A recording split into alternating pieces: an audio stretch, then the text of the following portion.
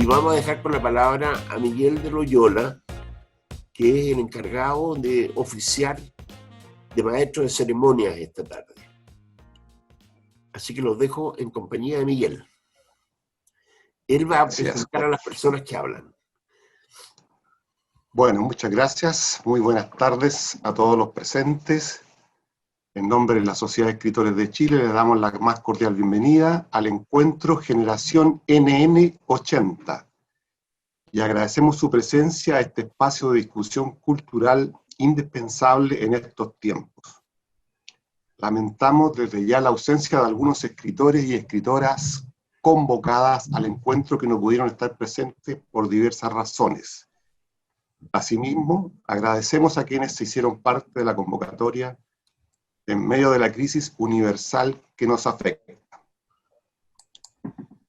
Como ya señala el título del encuentro, durante 4 días y a través de este medio de comunicación, nos abocaremos a discutir sobre la identidad y relevancia de la generación 80 en lo que respecta a la narrativa chilena.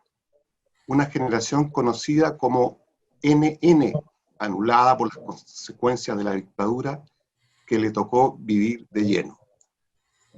Aunque el concepto de generación en estos tiempos ha caído en desuso por falta de eficacia, debido acaso a la velocidad con que va el mundo, que nos separa cada vez más de las generaciones subsiguientes por causa de los avances tecnológicos que siguen abriendo zanjas entre una generación y otra, cada vez más abismantes. La distancia entre el padre y el hijo hoy es comparable a la de ayer existente entre el abuelo y el nieto. No obstante, el concepto nos sirve todavía para caracterizar y ordenar en parte el desorden habitual de la historia, configurando grupos de individuos que viven experiencias culturales semejantes, como es el caso. Sin duda, lo que remarca a la GNN80 es la experiencia de la dictadura.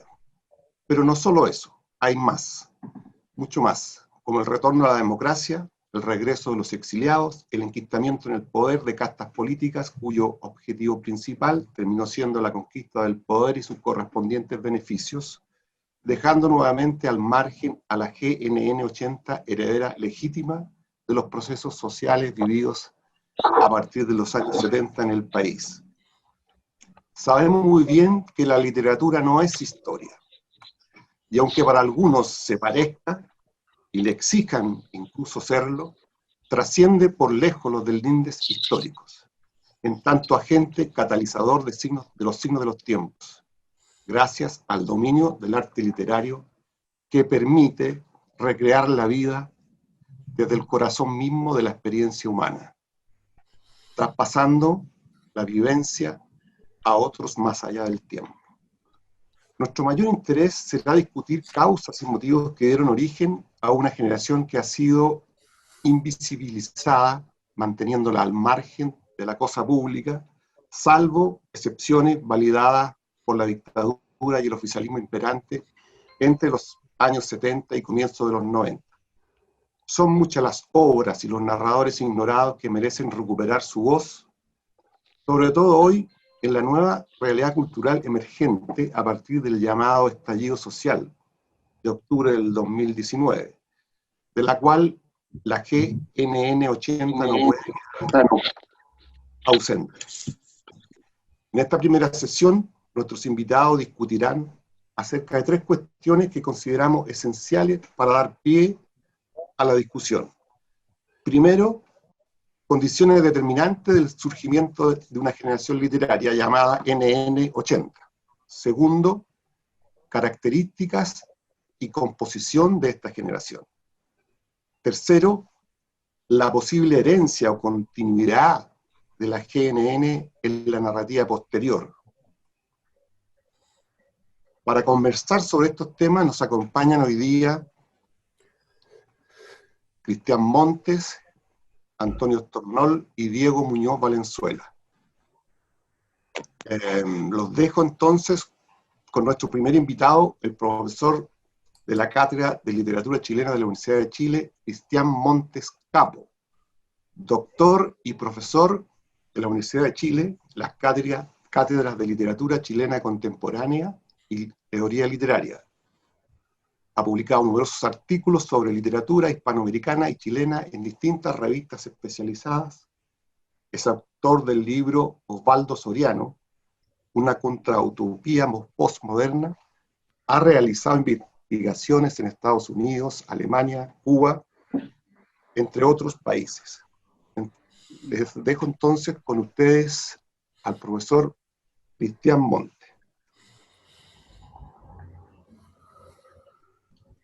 No se oye. Tiene que activar su micrófono. Está mudo el Tiene apagado. micrófono. Sí. Ahí está. Ahora sí. Bueno, muchas gracias a todos por la invitación. Me gratifica mucho estar acá y poder compartir esta experiencia.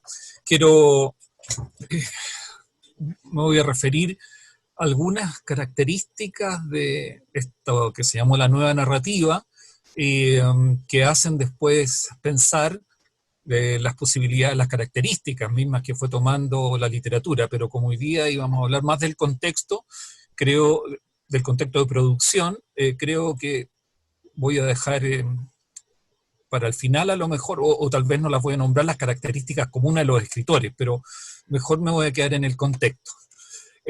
Entonces, en el contexto de la transición democrática chilena, es posible visualizar cómo en la producción literaria postdictatorial, la actividad de narrar y permitir el diálogo de la experiencia individual con la colectiva revela básicamente dos grandes dificultades: el poder integrar el pasado con el presente y el lograr elaborar colectivamente el duelo respecto a lo sucedido en Chile en tiempos de la dictadura militar. Cabe recordar que una vez recuperada la democracia, se pensó que desde los diversos ámbitos de la sociedad se estimularía un proceso de reconstitución de la conciencia histórica del país. En consecuencia con ello, se esperaba que dicha recuperación se tradujera en la aparición de una literatura testimonial que operaría al modo de una catarsis colectiva que el país necesitaba con urgencia. Pero estas perspectivas no fueron cumplidas tal como se deseaba, puesto que a partir de los años 90 se genera una narrativa difícil de clasificar, dada la variedad de las escrituras poéticas y retóricas involucradas, pero que por lo menos podría dividirse en dos grandes tendencias, a las que me voy a referir. La primera de ellas, cuyos exponentes principales son Alberto Fuguet, Sergio Gómez y Gonzalo Contreras, entre otros, se concentra en mundos ficcionales orientados más bien hacia el presente y el despliegue de experiencias de carácter individual. Al respecto, la crítica Patricia Espinosa afirma que en los mundos representados se despliegan épicas individuales y la macrohistoria es reemplazada por la historia personal. Esta tendencia al interior de la nueva narrativa se caracteriza por la producción de novelas donde la representación de mundo exhibe una falta de proyectos comunes, la soledad pasiva de los personajes, la indolencia existencial y toda una sintomatología que define a un tipo de sujeto en crisis de identidad y con una a veces absoluta desconexión con el pasado. Las novelas resultantes llevan inscritas en ellas el signo de la posmodernidad, caracterizándose por la constitución de mundos donde la historia se disuelve como proceso unitario, la temporalidad se desterritorializa y se proclama de alguna forma la derogación del sujeto. Se observa por lo mismo la crisis radical del sentimiento de comunidad y la presencia de seres asociales carentes de preocupación por el pasado y sumidos en sus particulares sentimientos de orfandad. Esta misma característica es subrayada por Rodrigo Cánovas, quien en su fundamental y ya clásico libro Novela chilena, Nuevas generaciones, el abordaje de los huérfanos, de 1997, cuando se refiere a las escrituras postmodernas de esta generación. Básicamente, insisto en Gonzalo Contreras, por ejemplo, la novela El narrador, ¿no? Ahí Cánovas se postula la presencia de una estética del desapego social, una ruptura del sentimiento de comunidad y un espacio fracturado donde los narradores exponen básicamente sus improntas individuales en el fragor de una sociedad expuesta al ideario liberal propio de una sociedad de mercado. Cabe señalar que la mayoría de estas novelas comulgaron exitosamente con las políticas editoriales del momento y su marcado pragmatismo. Se trata de una producción entre literatura y mercado, una relación entre literatura y mercado, la que es plenamente coherente con los tiempos de la globalización y con la etapa superior del capitalismo. Según Javier Campos, en su artículo Literatura y globalización, la literatura chilena en tiempos del neoliberalismo maravilloso, a estos autores se refieren nuevamente a las novelas de Alberto Fuguet y de Sergio Gómez. No les interesa el pasado político ni temas que hablen de la reconciliación. Revelan al mismo tiempo una admiración sin límite por todo lo que remita a globalización y neoliberalismo. En consecuencia, no se observa una preocupación por la contingencia pública, ni por el pasado dictatorial, ni por el proceso de reconciliación. Al referirse a esto mismo, Karl Kout, en su texto Generalizaciones y semblanzas en la literatura chilena actual, se está ante una generación, nuevamente, insisto, se carga mucho la tinta Fuguet y Gómez, dice, a pesar que además de negar el pasado, se declaran post-todo, siendo la novela Mala Onda de Alberto Fuguet la novela que marcaría el tono de esa narrativa.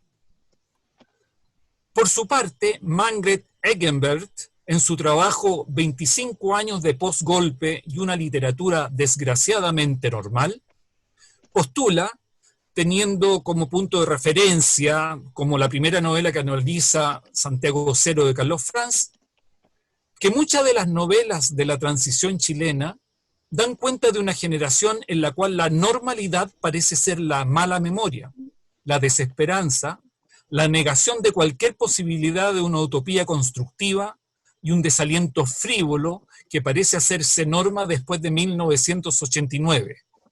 Manfred se refiere a un conjunto de novelas muy exitosas comercialmente que operan como síntoma de una vivencia nacional enajenada, novelas que parecieron hacer las paces con el régimen dictatorial y con las consecuencias, discúlpenme novelas que parecieron hacer las paces con el régimen dictatorial y con las consecuencias sociales de este por haberle ofrecido una vía de éxito individualizado, casi masivo, que vincula a esa literatura del postgolpe con el neoliberalismo de la concertación. Esta sería una gran tendencia. Sin embargo, esta narrativa de sesgo postmoderno convive con una narrativa de características opuestas, donde sigue siendo relevante la presencia de la historia, la memoria y la necesidad de no permitir que el olvido de la catástrofe dictatorial triunfe en la conciencia del país. Escritores como Jaime Collier, Ana María del Río, Ramón Díaz Eterwich, José Leandro Urbina, Pía Barros, Roberto Rivera, Diego Muñoz, Ana María del Río, Arturo Fontaine, Mauricio Lectorat, entre otros, muchos, que no nombro por razones de tiempo, son representativos de una expresión literaria que funciona como respuesta al descompromiso de sello posmoderno y promueve una experiencia emancipatoria de sus condicionantes. No se postula aquí ni la muerte del sujeto, ni la fragmentariedad, ni la disolución de la historia. Más bien, en esta narrativa se aprecia una problematización del presente, un intento de elaborar el duelo respecto a las muertes acaecidas en dictadura y una reflexión sobre las vastas consecuencias de la experiencia vivida, de la falta de compromiso, de la violencia generalizada y de lo lesivo que es para el sujeto la crisis del sentimiento de comunidad y de pertenencia. Se trata de textos ahora que inscriben en sus mundos representados otras dimensiones del discurso social. Al revisar el corpus de textos postdictatoriales, no solo de ficción, sino también provenientes de otros campos disciplinarios, se advierte el imperativo generalizado por trabajar el tema de la memoria y la necesidad de procesar el horror vivido en tiempos de la dictadura militar. De esa manera, se piensa, podrá generarse una sociedad más sana, más justa y más solidaria. Hablar del trauma vigente en el imaginario social de Chile implica a la vez incorporar necesariamente la noción de duelo. El célebre ensayo de Freud, Duelo y Melancolía, fue un texto muy atraído en los estudios sociológicos, culturales y políticos de la década del 80, 90, 2000, tal como puede apreciarse en el libro Pensar en la postdictadura, editado por Nelly Richard en el 2001, libro fundamental para estudiar el tema de la memoria y del duelo, especialmente por las posibilidades de extrapolar la vivencia del duelo a una experiencia colectiva de pérdida. Al respecto, Andrea Pagni, en su artículo Memoria y duelo en la narrativa chilena actual, se pregunta acerca de las razones de la enorme profusión de textos en los que se observa el imperativo de la memoria. Concluye que se trata de una necesidad que sobrepasa la experiencia de la pérdida individual y que se conecta con una memoria colectiva que existe únicamente en la medida que se la comparte. Llevar a cabo el trabajo de duelo presupone entonces la capacidad de contar una historia sobre el pasado. Es fundamental para ello tener la posibilidad de armar un relato que haga posible la comunicación y la transmisión del recuerdo. De esta forma, la experiencia individual podrá incorporarse a la memoria colectiva de una comunidad. En otras palabras, en el acto narrativo compartido, la experiencia individual de rememorar construirá comunidad justamente en el acto de la comunicación. Sin embargo, este empeño por vitalizar la memoria ha debido batallar en Chile con un proceso de democratización dudoso y con una ambigua forma de continuidad entre la dictadura y la postdictadura. Según señala Molián en Chile, Anatomía Política de un Mito, el país actual se formó al interior de una matriz dictatorial que finalmente devino constitucional en tiempos de democracia y a la vez intentó por todos los medios olvidar dichos orígenes. En su ensayo La liturgia de la reconciliación, Molián señala que tal voluntad de amnesia se liga con la voluntad de consenso que caracteriza la política neoliberal implementada por los gobiernos de la Concertación. El resultado fue una operación de blanqueo que exigía olvidar los orígenes del Chile actual, es decir, el golpe militar, las muertes, las desapariciones, para mostrar al mundo que el Chile de la Concertación había conseguido superar el pasado. Ahora bien, lo que se plantea acá, en esta exposición, es que estas coordenadas del discurso social son procesadas especialmente por la segunda línea narrativa de la cual se ha hablado en estas páginas.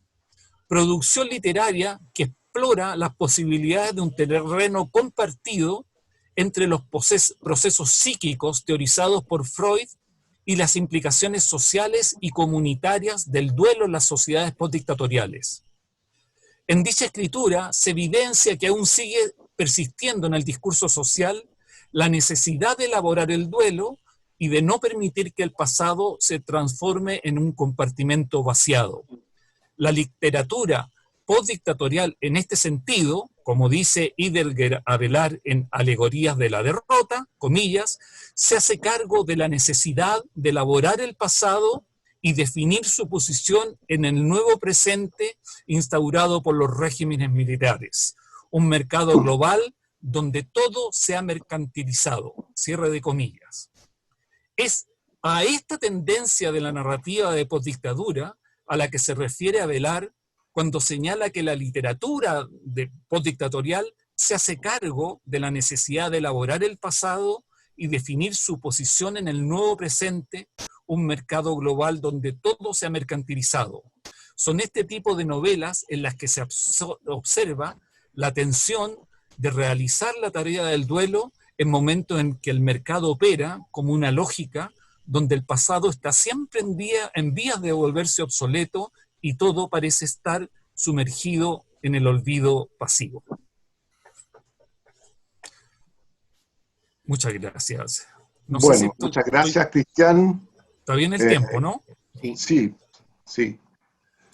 Le damos la palabra ahora al escritor Diego Muñoz Valenzuela, quien ha publicado 14 libros de cuentos y microcuentos, 6 novelas, cultor de la ciencia ficción y del microrrelato.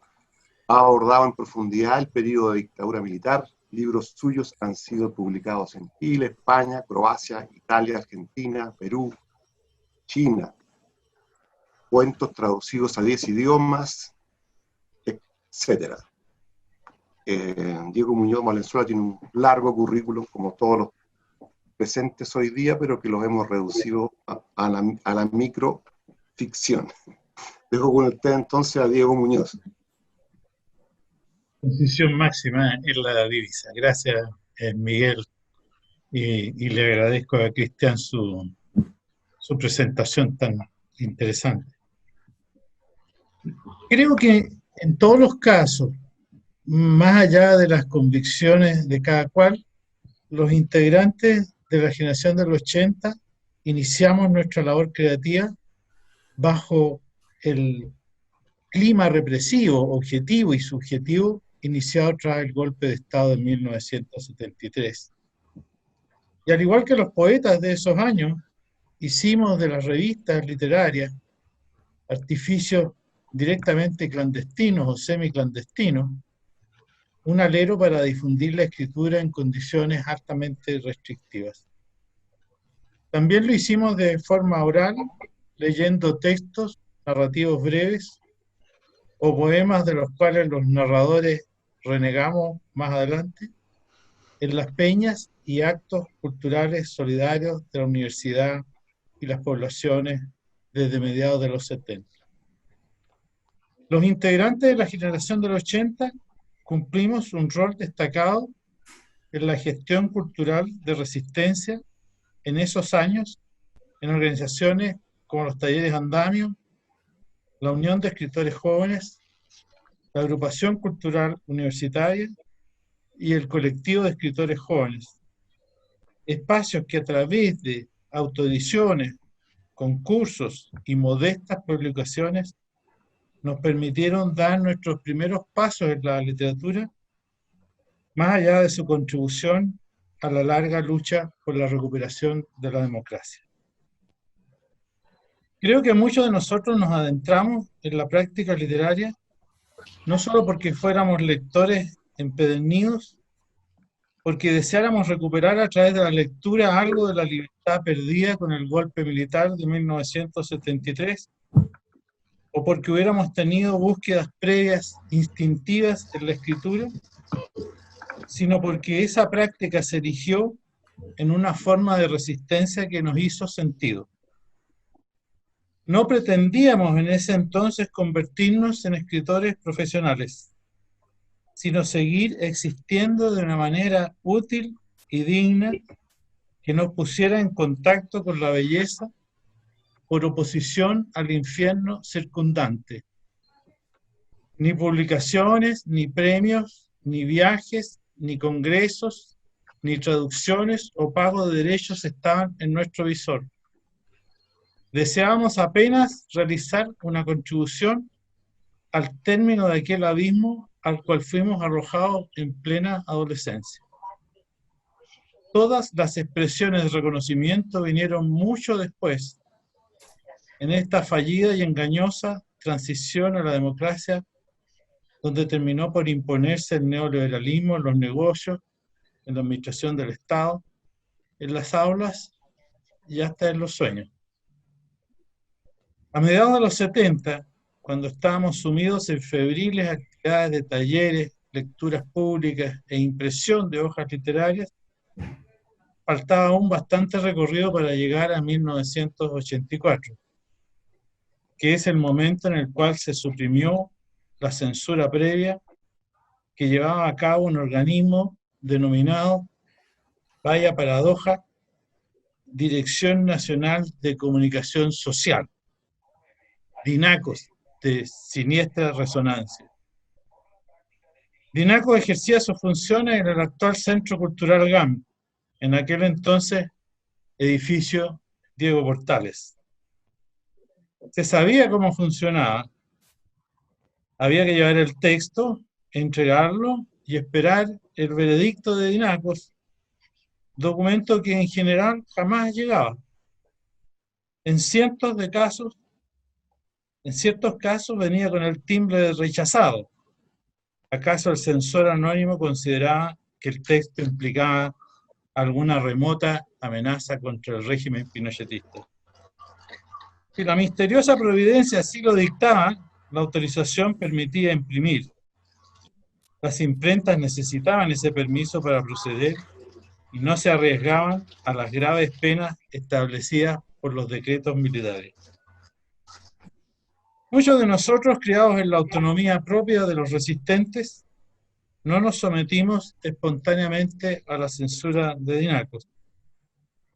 Nos parecía impensable, inadmisible, no nos entraba en la cabeza esa posibilidad. Eso quizá nos salvó de publicar opúsculos prematuros para ver la parte beneficiosa de esa realidad espantable. En cuanto se suprimió la censura previa a comienzos de 1984, se produjo una explosión de libros con títulos inquietantes que reflejaban el sórdido entorno. No queda tiempo, ya es hora, nada ha terminado, la ciudad está triste, etc. De otra parte, ya en los tempranos 70 habíamos aprendido el arte de sugerir más que expresar de manera directa, ser elípticos y metafóricos para sortear las dificultades y burlar cualquier resquemor o asomo de censura. A buen entendedor aplica como axioma representativo de la época. Esta generación es en buena medida hija de los talleres, la gestión y acción cultural, las publicaciones marginales y artesanales, la lucha política, las lecturas omnívoras y libres por la ausencia de posibles maestros, muchos en el exilio, otros en el ostracismo. Así que fuimos bastante rebeldes y diversos de origen, poco afectos a las normativas de cualquier clase. En la generación del 80, la escritura que se presenta en sus inicios carece de un espacio preferente para la alegría. La calle, los espacios abiertos han sido clausurados y en ellos se han borrado los mensajes de los muros. Se han impuesto la vigilancia y el miedo. Se entiende que para estos escritores ha naufragado el sentido, no solo debido al fracaso de un proyecto histórico, sino también al quiebre de todo el sistema de referencias sociales y culturales que hasta 1973 articulaba para el sujeto chileno el manejo de sus claves de realidad y pensamiento. Ahora bien, se trata de una generación de autores muy disímiles entre sí, en cuanto a sus estilos, temáticas, influencias, opiniones políticas. Esta positiva pluralidad se traduce en una considerable cantidad de tendencias narrativas con grandes diferencias de temas, estilos y lenguajes que consiguieron enriquecer el panorama literario de la época. En este sentido queda una herencia que consta de un patrimonio de novedades interesantes que, si bien poseen antecedentes en autores previos, no constituyen continuidad de una tradición, sino más bien expresan una discontinuidad. Hay varios ejemplos de esto, más allá de las expresiones narrativas propias del periodo dictatorial, como el surgimiento de una literatura del cuerpo liderada por mujeres que declaran tempranamente su feminismo, la consolidación del microcuento o minificción como un movimiento en ascenso, el resurgimiento de la literatura fantástica y ciencia ficción que habían desaparecido del mapa desde los 70, y la siempre creciente presencia de la novela negra o neopolicial como una forma de abordar la brutalidad de la dictadura y las oscuras proyecciones del dispositivo neoliberal que puso en acción. La renovación narrativa dio un fuerte impulso a la prosa chilena, abriendo caminos poco explorados anteriormente y alcanzando grados de calidad literaria satisfactoria. En ese sentido, creo que esta generación lanzó varias semillas que han sido prolíficas y ha provisto de variedad a nuestra narrativa. En lo más personal, creo compartir con una parte de los participantes de este evento una sensación de orfandad social profunda respecto de nuestras instituciones. Hace mucho que me siento decepcionado por la inconsistencia gelatinosa de la transición a la democracia que echó las bases de esta criatura monstruosa que ahora habitamos y que hace agua por todos lados. Las grietas profundas de la desigualdad y la carencia de ese maravilloso bien llamado dignidad escoran este barco que supuestamente navegaba hacia la modernidad desarrollada. Cuando se explore de manera sistemática la producción de esta generación, se advertirá la presencia de esta sensación en muchos cuentos y novelas escritos desde los 80. Tras una larga vuelta de medio siglo, experimento la decepción amarga de la derrota por parte de un grupo armado hasta los dientes. No escuchaba. Veía los gallos hablando y no escuchaba lo que decía. Tiene que cerrar Antonio Rojas el micrófono, apagarlo. Yo creo. Antonio. Sí. Antonio. Antonio. Ya. Tras una larga vuelta de medio siglo, experimento la decepción amarga de la derrota por parte de un grupo armado hasta los dientes, sin contrapeso posible, de un proyecto social que conducía a otra parte, a las antípodas de nuestra distópica sociedad actual. Y a fin de cuentas, me siento más o menos igual que a fines de los 80, cuando suponíamos que la democracia y la justicia harían su instalación para acompañarnos por siempre. En cambio, se impusieron el arte de lo posible, las componendas y las renuncias a las transformaciones profundas bajo la justificación del realismo político. Así llegamos al presente estado de cosas, donde se abre una posibilidad de redimirnos. Espero que la aprovechemos. Pienso que alcanzaremos a vivir y escribir este nuevo capítulo de la historia. Es lo que nos ha tocado desde la partida misma, un destino trágico que clausura un sueño, que vuelve a surgir de las cenizas, y así la rueda parte de nuevo. Ahí vamos, diría el novelista. Bueno, agradecemos a Diego Muñoz y le damos la palabra a continuación a Antonio Stornol, porque los minutos están corriendo impresionantemente rápido, parece que corre la hora. Los dejo entonces con Antonio Stornol, escritor y profesor de literatura, autor de las novelas Los recodos del silencio, El obsesivo mundo de Benjamín, Los años de la serpiente y Dubrovnik, novela ganadora del Premio Municipal de Literatura del año 2012 y del Premio José Nuez Martín. Sus cuentos han sido seleccionados para varias antologías publicadas en Chile y en el extranjero. Por favor, Antonio, le damos la palabra. Ok, hola a todos. Primero quiero decir que es un gusto estar en esta actividad, encontrarse no solo con amigos, sino que compañeros de, como decía Diego, ya décadas de estar compartiendo esta especie de prurito de la ficción y de la narrativa y de la escritura.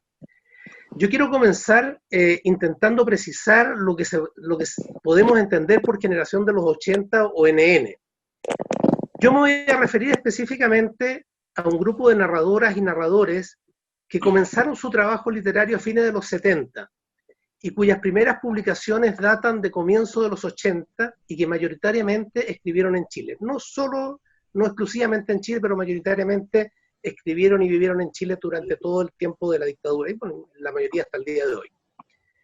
Estoy pensando en libros iniciales, como por ejemplo, La Beatriz Ovalle, de Jorge Marchand, que se va a haber publicado hacia el año 79, aproximadamente, por ahí.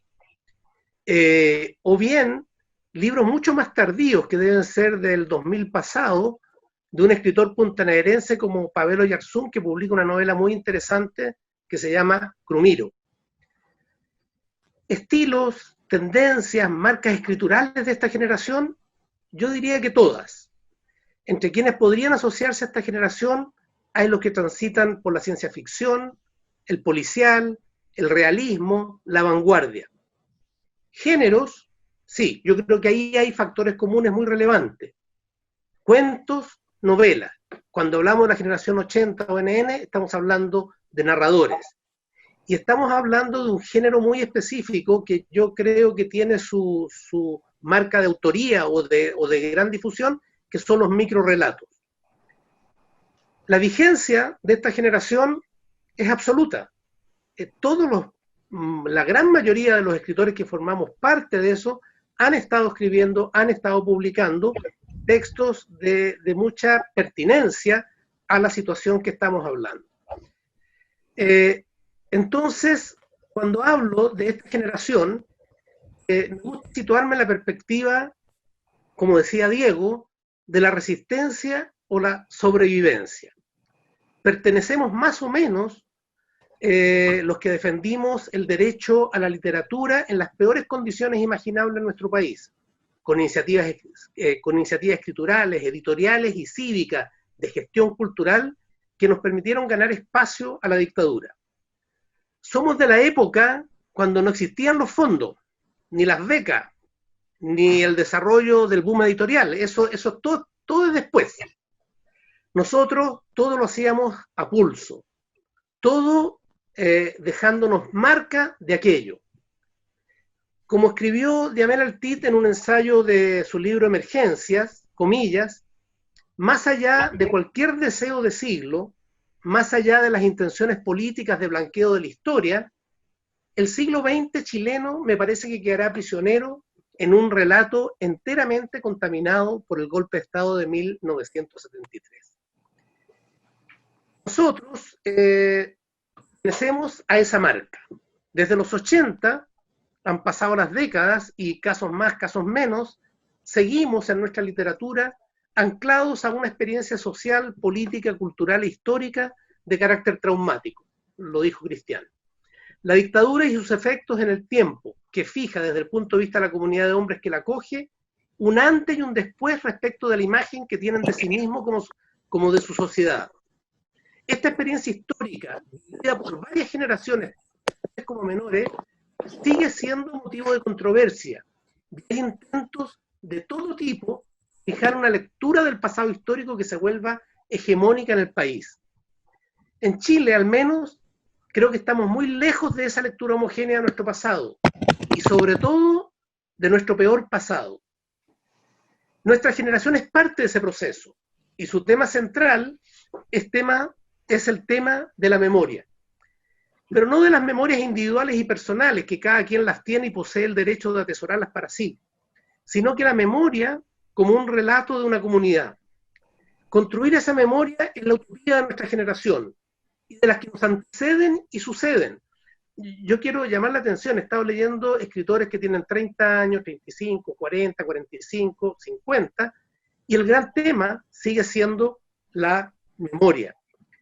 La lectura del pasado estará por mucho tiempo en el debate y en el hacer cultural. Esto marca, en mi opinión, lo medular de nuestra generación. Siguiendo a Beatriz Sarlo, nos tocó irrumpir en el espacio literario en medio de una sociedad donde, comillas, el pasado es siempre conflictivo, cierre comillas. Quiero proponer, a partir de la aceptación de la memoria es un campo de disputa, que en esta competencia también entra a participar la literatura, toda vez que sus textos son, en última instancia, propuestas de atribución de sentido o significación de los relatos. Nelly Richard dijo que la política chilena de la postdictadura se caracterizó por desacentuar, comillas, desacentuar las marcas de ese pasado, atenuar los énfasis de toda oposición para nivelar tonos e inflexiones y reunir voces en discordia bajo la misma consigna moderadora de la prudencia y de la resignación. Este no fue el caso de nuestra generación. Las preguntas más críticas respecto de las condiciones que permitieron que en nuestro país se viviera un periodo de tan aberrantes como sistemáticas violaciones a los más elementales derechos humanos han seguido formulándose décadas después. Lo hicimos en los años 90 y se han seguido haciendo hasta el día de hoy. Puedo poner así ejemplos muy rápidos, Oír su voz, por ejemplo, de Arturo Fontaine, que fue mencionado por ahí, mi propia novela del año 91, Los años de la serpiente, varias de las novelas de Ramón Díaz, de su saga policial, están en los años 90 en este tema. Después del golpe de Estado, 1973, en la narrativa chilena se desarrollaron dos fenómenos bastante nítidos, creo yo. Por una parte, se produce una diáspora de escritores que incluye a los más importantes figuras literarias de la época. Encontramos allí escritores que hacia los años 70 estaban comenzando a consolidar sus carreras literarias. Cármeta, Isabel Allende, Polidélano, Dorfman, por nombrar los más conocidos. Y también estaban aquellos que ya eran muy consagrados como Donoso o Edwards, por ejemplo. Estos escritores fueron ampliamente la representación literaria de lo que ocurría en Chile. Estado, dictadura, represión, incorporaron con mucha fuerza la temática del exilio. De esta forma, hay una cierta internacionalización de los escritores chilenos que se vuelven profesionales, se establecen con casas editoriales importantes y generan una imagen fuerte de literatura chilena. Ejemplos relevantes de estos procesos son el nivel de conocimiento, valoración e incluso ventas de autores como Isabel Allende, Luis Sepúlveda, Antonio Escármeta y últimamente debiéramos mencionar a Bolaño. Al interior del país, la literatura chilena está sometida a condiciones extremadamente difíciles de producción y distribución de libros. Nuestra generación comenzó a gestarse literariamente bajo la dictadura. Crecimos en un espacio que, además de las carencias cívicas básicas, no había Estado de Derecho ni libertades mínimas, carecía de soporte cultural. Entre 1973 y 1978, 5 años, casi no hubo publicación de nuevas obras literarias en Chile.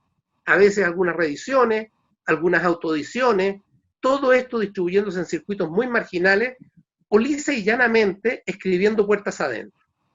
El golpe de Estado y la propia dictadura fueron temas literarios clandestinos, y si aspiraban a la publicación, eran temas desarrollados en una especie de, comillas, escritura del silencio, donde, como decía Zurita, la literatura se comunicaba desde, comillas, lo no dicho, es decir, desde la omisión.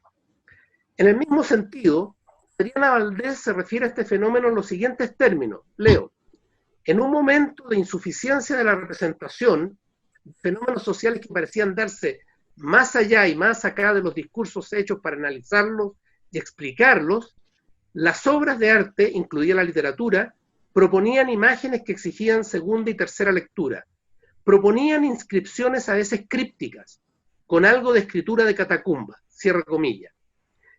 Y agrega que estas condiciones de producción artística, a la larga, hicieron que la capacidad del lenguaje artístico para referirse directamente a las cosas fuera disminuyendo a medida que aumentaba la vulnerabilidad. La literatura bajo la dictadura es un proceso fuertemente marcado por su condición de apremio, y por lo tanto solo puede leerse teniendo presente esas condiciones.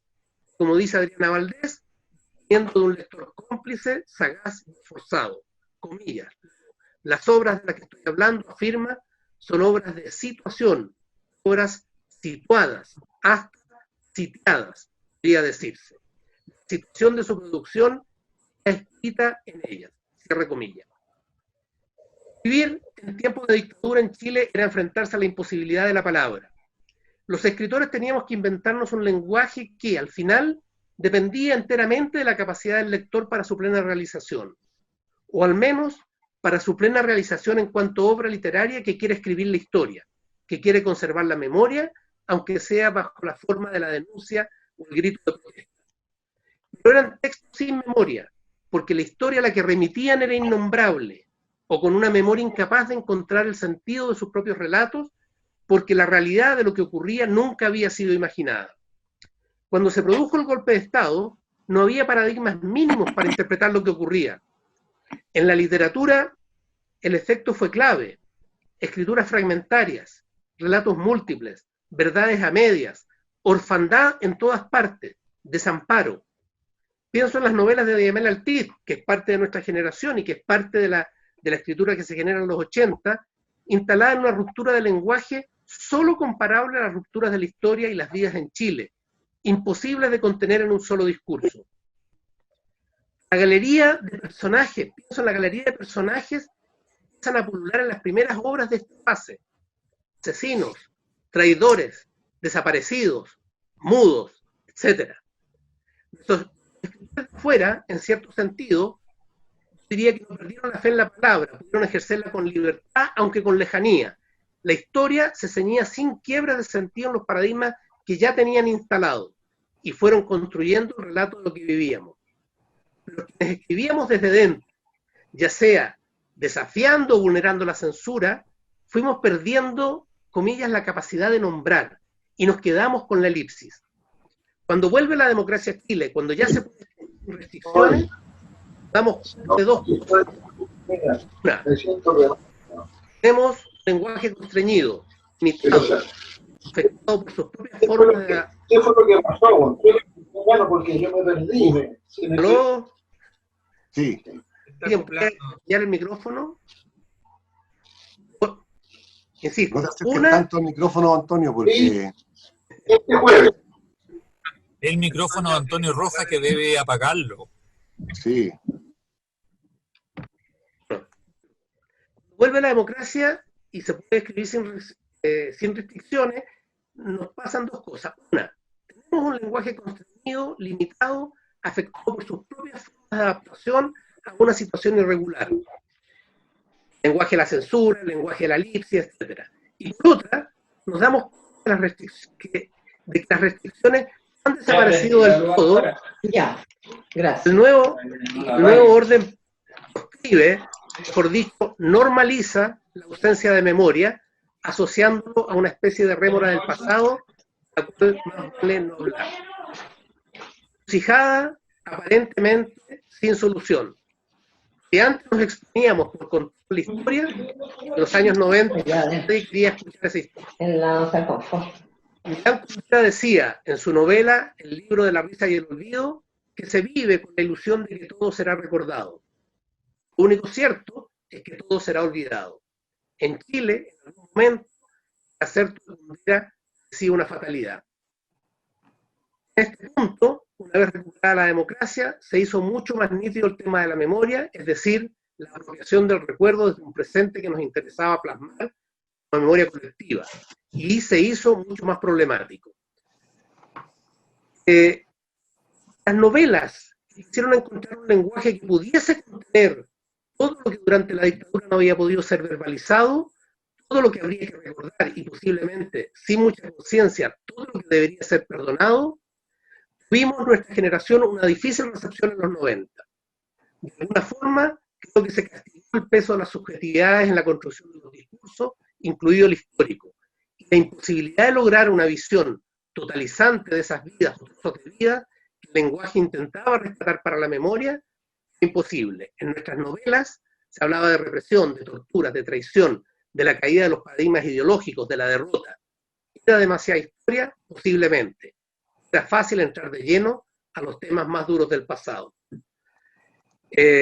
Dos ideas centrales para terminar.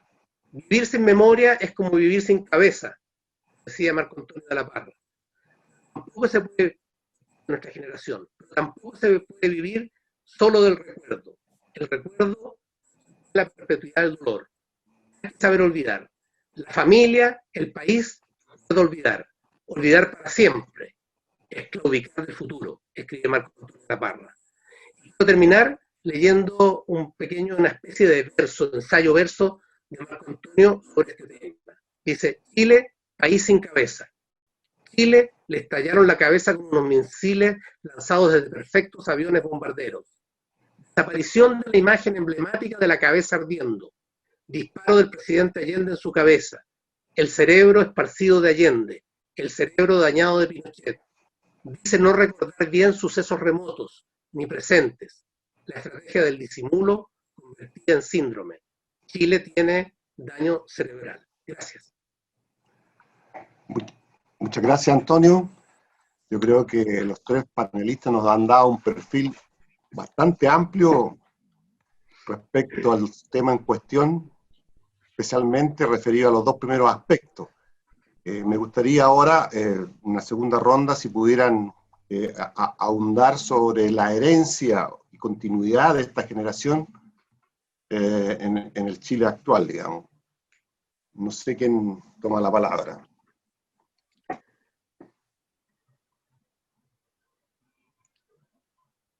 Ay, como que se entrecorta la voz de repente, ¿no? Sí, Cuando se aproxima mucho al micrófono. Hay que mantenerse un poquito más atrás. Diego, adelante. sí, no, brevemente, yo nada más quisiera recalcar lo dicho, digamos, o sea, hay claramente, yo digo 4 novedades que son novedades importantes. Hemos coincidido también, creo que con los otros expositores. No sé si una las podría calificar más importantes de otras, yo creo que las 4 son muy importantes. La irrupción, ¿no es cierto?, de una literatura, ¿no es cierto?, hecha por mujeres, que es una literatura que tiene una militancia ya feminista, que es la introducción del cuerpo, es un mérito que no tiene ninguna duda, que es algo que entró y entró en un momento de lucha muy tempranamente, que hay que felicitarse de eso, digamos, ¿verdad? Nos fuimos formados en esa atmósfera. Luego, la aparición del microcuento, la minificción, del microrelato. Hoy día Chile es bien considerado en un plano donde prácticamente, a pesar de que el propio Rubén Darío escribió varios microrelatos de Azul acá en Chile, y que esa herencia la tomó nada menos que Vicente Huidobro, y que fue tomado por otros autores muy importantes también después, como el propio extraordinario, ¿no es cierto?, y original Alfonso Alcalde, por ejemplo. Pero es una tendencia donde hoy día uno puede decir en el continente latinoamericano, a las banderas tradicionales que estaban puestas sobre todo en México y en Argentina, se suman varios países, entre los cuales Chile está muy, muy bien representado, cosa que se puede ver en los eventos internacionales, en las antologías, en las revistas, en las publicaciones. Lo mismo podemos decir que ocurre en lo que se refiere a la novela negra. Y la novela negra tenemos varios autores que no solamente tienen un éxito local, sino que un impacto en Latinoamérica y traducciones a distintos países. Misma cosa que va ocurriendo con un desfase, pienso yo, con lo que es la literatura fantástica o de ciencia ficción. Lo fantástico que no era muy abundante en nuestra tradición. Si uno investiga lo suficiente va a encontrar, y un estudio que detectó que había, no sé, 100 novelas de ciencia ficción y literatura fantástica, pero uno puede encontrar buceando cualquier antecedente, pero no era una... En nuestros grandes narradores se encuentran ciertos destellos, pero no era lo que más les preocupaba. Por decir, Manuel Rojas o Francisco Coloane tienen cuentos que son propiamente fantásticos, el propio Augusto Dalmar. En fin, uno puede encontrar, pero hoy día tenemos un cuerpo de autores y autoras que están trabajando en eso. A todo eso se agrega aquello que ha descrito Antonio con la palabra precisa, que es decir, la literatura de memoria, que es algo que hacemos todos. Los que hacen policial, los que hacen microcuentos, los que hacen literatura fantástica, o sea, nadie se salva aquí porque ni aunque quisiéramos podríamos no hacerlo, porque es un antecedente tan tremendo, tan estructurante ese, que no podemos escapar de él, aun cuando quisiéramos, aun cuando algunos quieren, finalmente no lo hacen, porque está eso registrado allí. Así que esas cuatro, al menos, vertientes yo reconozco, aparte de la memoria, que yo digo, no es es una característica estructurante de todo, digamos. O sea, creo que es difícil no encontrarlo, ¿no? Y me parece muy bien lo que acabas de señalar con respecto a las cuatro variantes que habría tomado la literatura de los 80 en las nuevas generaciones. Antonio quiere tomar la palabra. Tienes que abrir el micrófono, Antonio, Sí, primero. estoy, ahí voy, Sí. ahí voy. Pero no te acerques mucho al micrófono porque Ok, se va cortando tu voz. ok. Puede ser la conexión de internet también, vaya uno a saber. También, claro. El- Démosle la culpa a No, cualquier cosa. yo quería hacer dos alcances. Uno, que yo creo que si hay algo, y lo señaló en algún punto Cristian en la exposición inicial, que caracteriza a esta generación y a lo que se genera en este periodo de la historia de la literatura chilena y en Chile, es precisamente la diversidad. Y la literatura va construyendo desde esa diversidad. Yo estaba pensando, por ejemplo, que ya que se mencionó en algún minuto en la obra de Alberto Fuguet. Yo recuerdo haber sido parte de un jurado a fines de los 80 en un concurso organizado por el ARCIS, en que estábamos con Poli Délano y Alfonso Calderón, en un concurso de cuentos, que había una cantidad importante de cuentos. Y el cuento que premiamos en aquella oportunidad era Pelando a Rocío. No sé si alguien se acuerda de ese cuento, que luego fue uno de los cuentos principales de Sobredosis, el primer libro de cuentos de Fuguet. Y lo que me pareció en ese entonces muy notable era cómo en ese contexto una voz podía recoger un fenómeno que estábamos recién empezando a avisorar, que era toda la presencia del mercado en la sociedad chilena, cómo el mercado empezaba a ser parte del ADN de la vida social nuestra.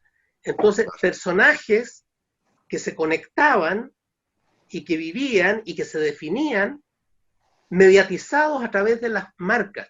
Entonces, ¿por qué menciono esto? Porque el trabajo de memoria y el trabajo de construir la memoria es un trabajo múltiple, es un trabajo que no tiene una sola lectura. No hay una forma de construir la memoria. La memoria va a ser el resultado de estas interacciones. Entonces, yo no pongo toda la carne en una sola de las variantes que tiene la generación. ¿Cómo comparamos una literatura tan vanguardista como la de Diamela con a lo mejor estructuras mucho más clásicas de novela que están más ancladas? Entonces, pero cada una va teniendo lo suyo. Creo que todavía falta, y creo que en este sentido también a la academia le falta mirar con más atención el conjunto del corpus.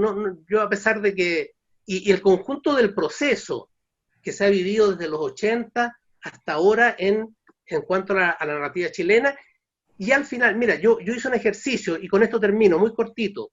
Hice un ejercicio en alguno de los textos, no me recuerdo exactamente el nombre, que son de los canónicos libros que se han escrito sobre narrativa chilena en los últimos 30, 40 años. Y el corpus eran 17 novelas.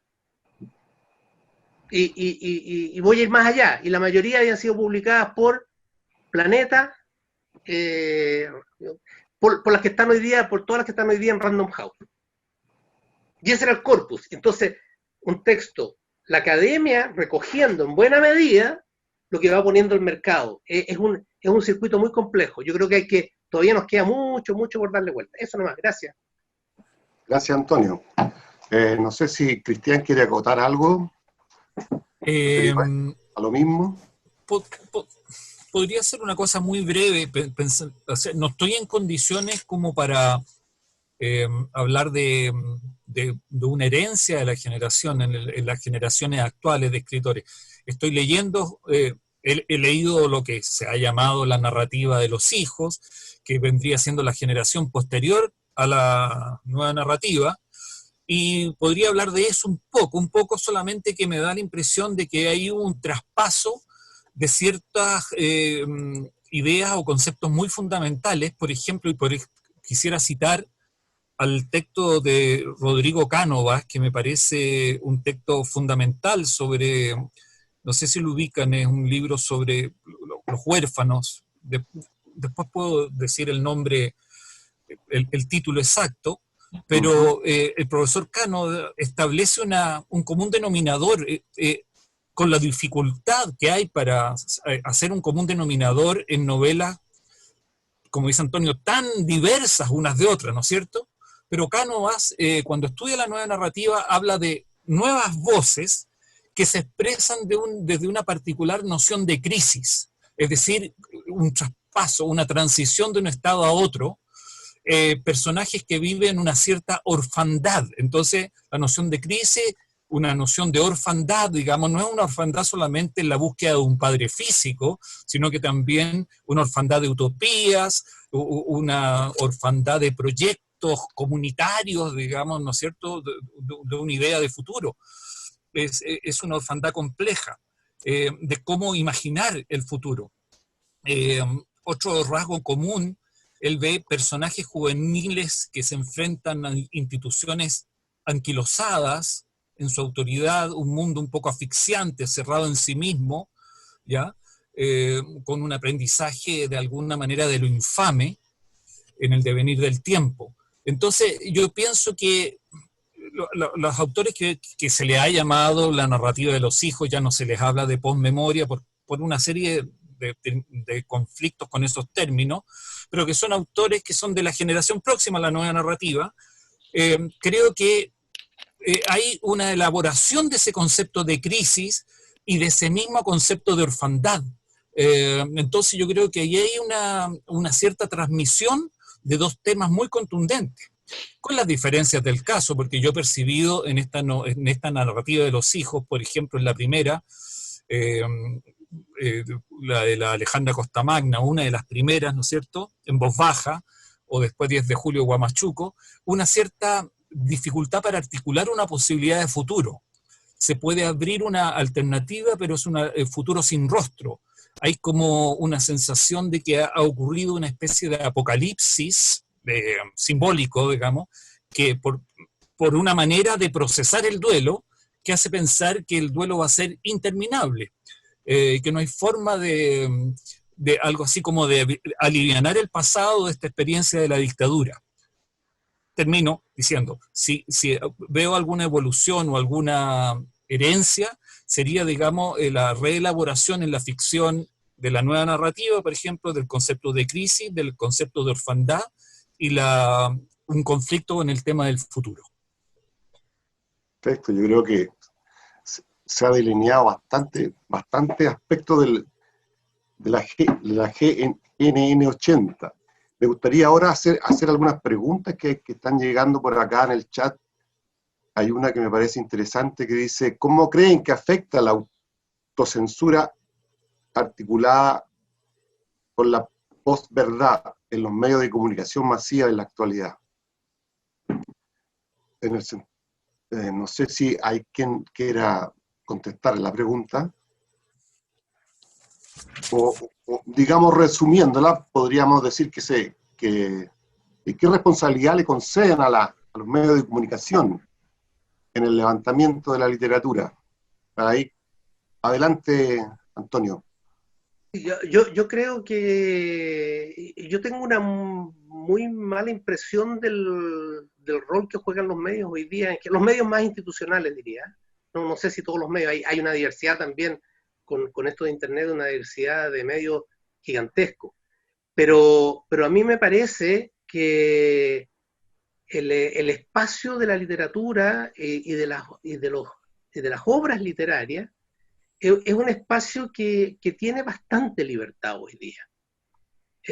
Yo he leído, me ha tocado leer muchos textos de autores muy recientes, estaba pensando en Paulina Flores, estaba pensando en Paola Molina, estaba pensando en Bernardita Bravo, me parece, que son escritores que tienen de 40 años hacia abajo, o sea, tienen ya 1 o 2 libros publicados, y el grado de libertad con que se están vinculando a la realidad es muy, muy fuerte y es muy crudo en muchos sentidos.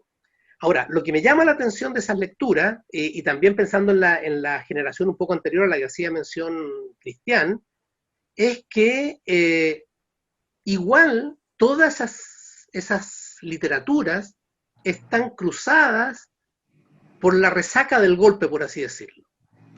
Por intentar de alguna manera recuperar o entender no necesariamente el golpe en sí mismo, sino los efectos que esos golpes han tenido sobre quienes fueron sus mayores. Y en ese sentido son también generaciones súper huérfanas, súper desvalidas, con poca conexión con las literaturas anteriores. Eso. Diego Muñoz, adelante. Gracias. Mira, yo agrego, estoy totalmente de acuerdo con lo que plantea Antonio, ¿no? Yo creo que es así. Y la explicación de eso no podría ser es simple, si el dilema no se han resuelto. En los últimos 50 años seguimos o sea, con un modelo de desarrollo avanzamos, pero avanzamos en el sentido inverso al que deberíamos haber avanzado. Por lo tanto, la orfandad se explica por eso. Pero han preguntado por el tema de los medios de comunicación, y yo creo que las cosas hay que decirlas tal cual. Hoy día hay los medios de comunicación, en el caso de la prensa escrita, se reducen a 2.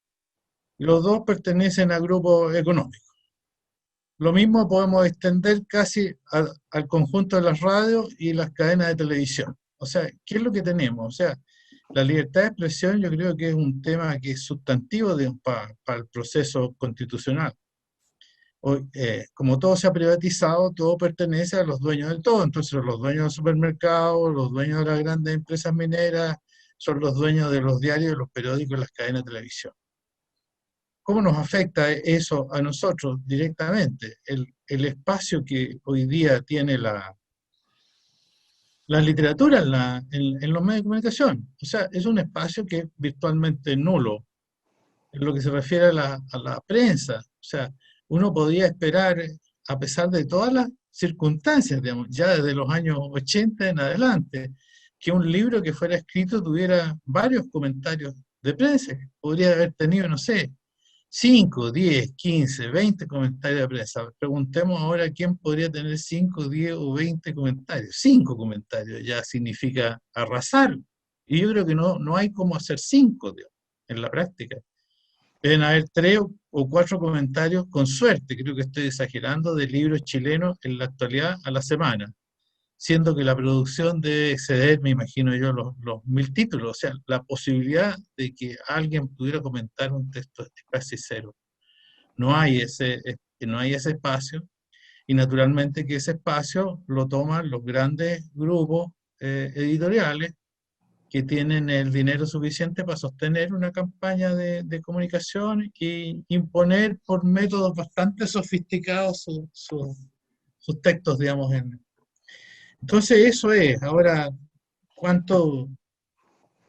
Por lo menos yo diría, no es que la prensa o los medios de comunicación hayan levantado en su minuto a la generación del 80, creo que fue más bien lo que se habló de nueva narrativa, que es algo bastante más. Habría que tratarlo, habría que decir qué es lo que es la nueva narrativa, porque no se refería solamente a nuestra generación, sino que era más amplio. Pero ahí ya estaban metidos los grandes consorcios editoriales, de todas maneras, estaban en eso, digamos. Así que, bueno, yo creo que han tenido un papel, y tienen hoy día un papel, no sé, deplorable los medios de comunicación en lo que se refiere a la literatura directamente. Bueno, muchas gracias, Diego. Yo creo que estamos llegando al término de esta conversación. Pero antes me gustaría, si alguno de ustedes conoce, para responder esta pregunta, que me parece interesante, porque ¿qué opinan de la ley de los medios que hay en Argentina? Porque a propósito justamente de los medios de comunicación, de lo que estábamos recientemente hablando, ¿alguien tiene conocimiento de esa ley? No. Por Antonio dice que no. Cristian tampoco. Y Diego Muñoz, ¿sí? Tampoco. Tampoco. No, Lamentablemente no podemos dar solución a esa pregunta porque se nos escapa de la órbita. Bueno, nada más que agradecerle la presencia a todos los presentes y invitarlos para mañana nuevamente, porque esta discusión se continúa hasta el día viernes, en el mismo horario, en el mismo canal, en el mismo medio. Con respecto a los medios, creo yo que efectivamente han sido muy mezquinos con la literatura chilena, particularmente el medio mayoritario o de mayor peso siempre ha puesto los ojos en la literatura de afuera. No digo que eso esté bien o esté mal, sino que pero no ha habido compensación en ese sentido a partir del regreso a la democracia. Les damos las gracias y como les digo, los esperamos mañana. Mañana estaría Roberto Rivera, Jaime Collier y Ana María del Río para conversar con todos nosotros sobre este tema que nos interesa. Muchas gracias. Muchas gracias. Chao. Muchas gracias. Chao. Gracias, chao.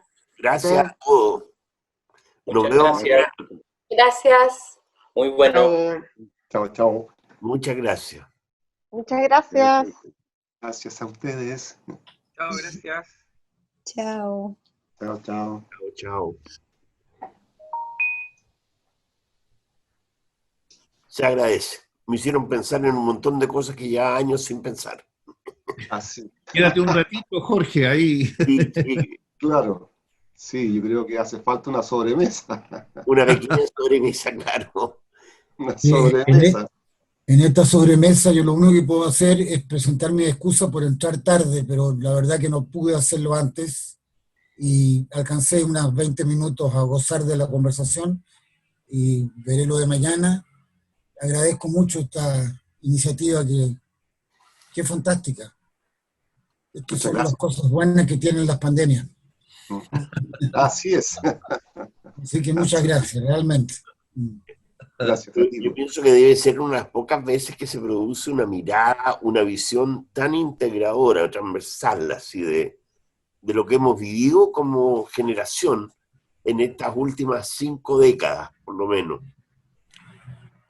Y creo que eso es lo más interesante, porque como decía Othon, si es que va a existir una memoria de esto, va a ser una memoria que va a estar compuesta por todos los aportes, por todo lo que se pone sobre la mesa ahora.